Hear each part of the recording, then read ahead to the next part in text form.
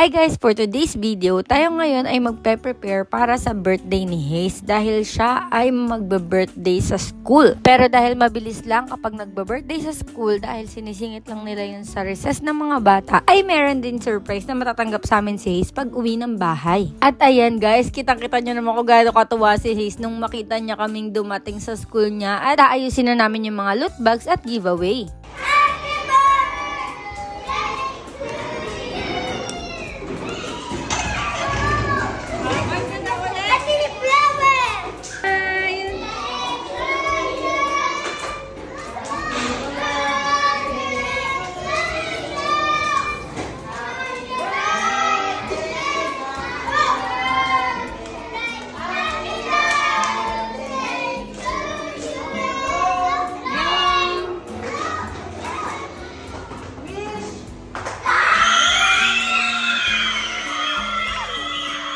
At dahil first time nga ni Hayes mag-birthday sa school dahil ito din yung first year niya ng pag-aaral, kaya sobrang excited niya siya. Puso yan sa mga bata na ipagmamalaki mo dun sa mga classmate mo, kung saan ka nakapunta. Kapag may outing kayong family or kung ano-ano yung mga natatanggap mo, talaga ipagmamalaki mo yan sa mga klase mo. When I grown up,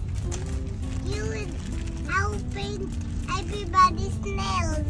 Everybody's nails. Nail tech pala to paglaki. At kung mapapansin nyo na after nga nung party niya ay uwian na. Kaya naman kasabay na namin si Kenzie at si Hayes na pauwi ng bahay. Pero hindi pa kami tapos mag-ayos kaya iniwan ko muna siya kay Ate Christine na asawa ng kapatid ko. At kung makikita nyo natapos na kami mag-ayos at papunta na nga si Hayes. At medyo bad mood nga siya nito pero nagbago din naman yung mood niya dahil meron nga kaming surprise.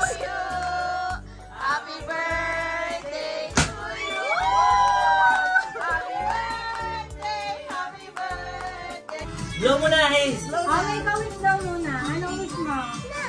Okay, blow mo na.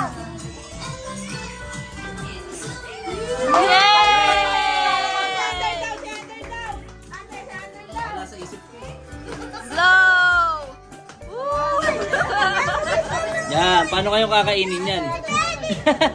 At ito, bukas na nga ng gift. At alam nyo ba guys, na mas priority nga namin na mapasaya si Hayes ngayong birthday niya dahil mas gusto daw niya na marami daw siyang matanggap na gift. Kaya ang dami namin biniling gift sa kanya, parang nasa 7 yata, na kami lang ang nagbigay ni Tatan. Tapos bukod pa doon yung mga classmate niya, si Mamila, si Mama Glo, at yung mga tito at tita. Kaya hindi na nga magkanda ugaga si Hayes sa pagbubukas ng gift. Hindi niya malaman kung ano ba yung gusto niya. At mukhang dito ko na nga tatapusin ang video na to at sigurado naman kaming napasaya namin si Hayes kahit simpleng handaan lang ang naganap. Thank you, Mommy. Thank you, Daddy.